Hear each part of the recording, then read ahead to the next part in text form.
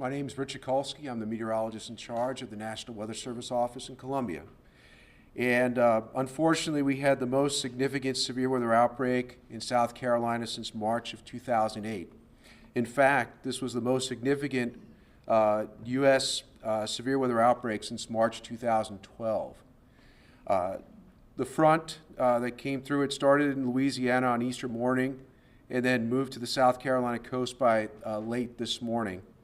We had multiple long track strong, which is EF2 damage or greater tornadoes move across the state from about 4 a.m. to 10 a.m. this morning. Some of the survey work, this information is coming in as we speak. It completed in Barnwell, Orangeburg, and Calhoun counties. The worst damage we've seen is EF3 damage so far, 140 miles per hour. Additional survey work will be required tomorrow along this track, particularly in Aiken County. Surveyors reported EF0 damage along a 7.4-mile track in Pickens County. And then we have survey teams continuing to work in Hampton, Berkeley, and Dorchester counties. More surveying is required also from Edisto Beach to Kiowa Island. We have ongoing surveys in Georgetown, South Carolina, with a preliminary rating of EF1 damage west of downtown Georgetown. Another tornado is possible near Litchfield Beach, and more survey work required as well in Horry and Marlborough counties. The governor mentioned Seneca. The Westminster to Seneca track, the damage so far is EF3 damage. I don't have a maximum wind speed. Warehouses and numerous homes were damaged. Then also in northern Pickens to Greenville County, a track with EF2 damage with 120 miles per hour maximum winds with several mobile homes destroyed. There will be more damage surveys which will take place tomorrow and probably into Wednesday. And some things to consider with this event, with this outbreak, is it could have been far worse if that front had gone through in the afternoon hours of peak heating versus the early morning hours. It was bad enough. And, it's going to take some time to go through and get a final report for the state in terms of any disaster declarations. It's tedious work. These tracks, some of them are 30 to 50 miles long. This is a very rare situation that I've only faced working in different parts of the country several times in my career, and I'm grateful that the damage so far, it's bad, but it could have been far worse. Thank you, Governor. Thanks, sir. Dr. Stinson. Kim Stinson from State Emergency Management. We'll talk first a little bit about the severe weather and then follow up with some COVID-19 information. But this has definitely been a statewide event, and most counties have reported some level of damage. Of course, some worse than others, but we've got damage assessments that are ongoing and don't have a lot of really good figures right now, but we hope to certainly later tonight and in the morning. But the hardest hit areas right now include Aiken, Berkeley, Colleton, Hampton, Oconee, Orangeburg, and Pickens counties, who have reported multiple homes either damaged or destroyed. As the governor mentioned, there were unfortunately nine fatalities that have been reported. There was 5 in Hampton County, 2 in Orangeburg County, 1 in Oconee County, and 1 in Colleton County. And this number may increase as access right now is still somewhat limited in some of those areas that were hardest hit. So we'll continue to look at that number. Peak power outages for this event was around 290,000 customers. And it's currently, when I walked in here, it's less than 90,000 total customers right now that are out of power. So they made considerable progress throughout the day. And then state assistance for this operation has included damage assessment flyovers in Oconee and Orangeburg, chainsaw teams to Pickens and Oconee, deployed also an incident management team to Seneca, and we've got numerous state agencies that are responding under their normal authorities, including SLED, DNR, and others.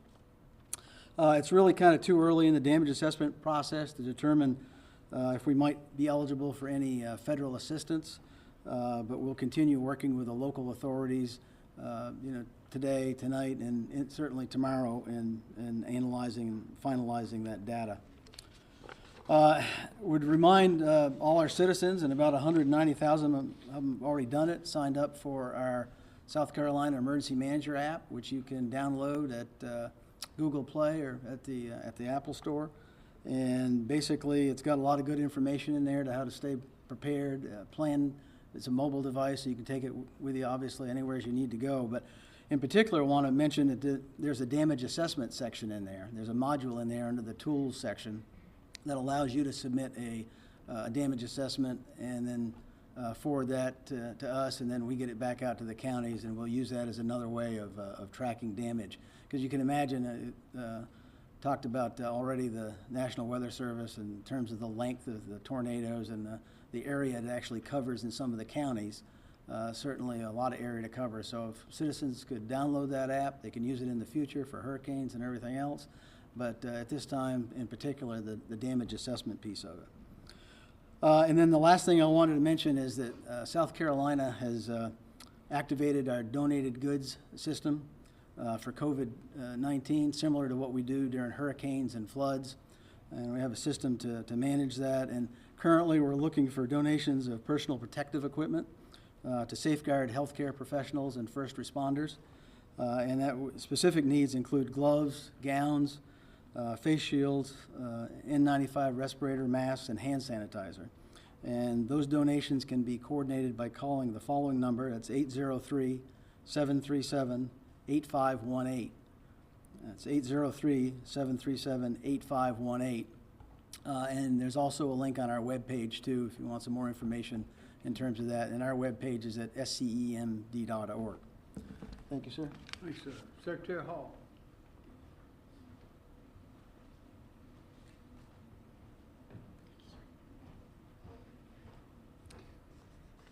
Good afternoon. I'm Secretary Hall with the Department of Transportation.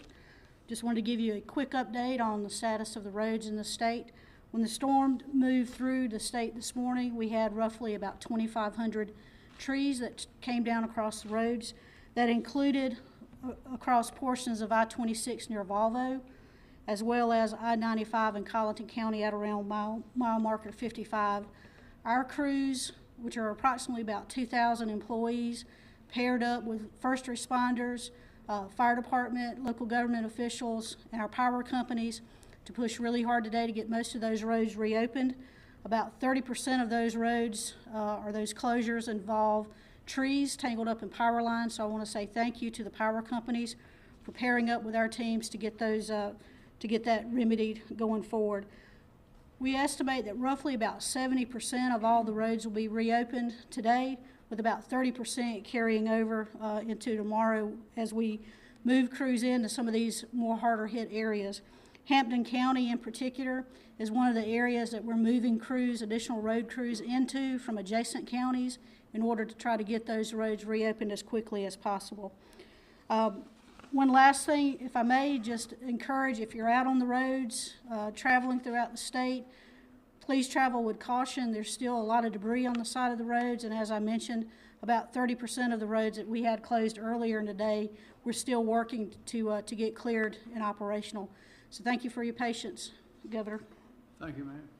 Are there any questions for anyone? Yes, ma'am. Yes, so does this require a separate emergency declaration? Yes. Okay. And how many tornadoes touched down? Do we have a count? Do we have a count at this We don't have time? an accurate count, yes, sir. Could you hear, we don't have an accurate count, but there are a lot of them. Must have been because they tore these places up. Next question.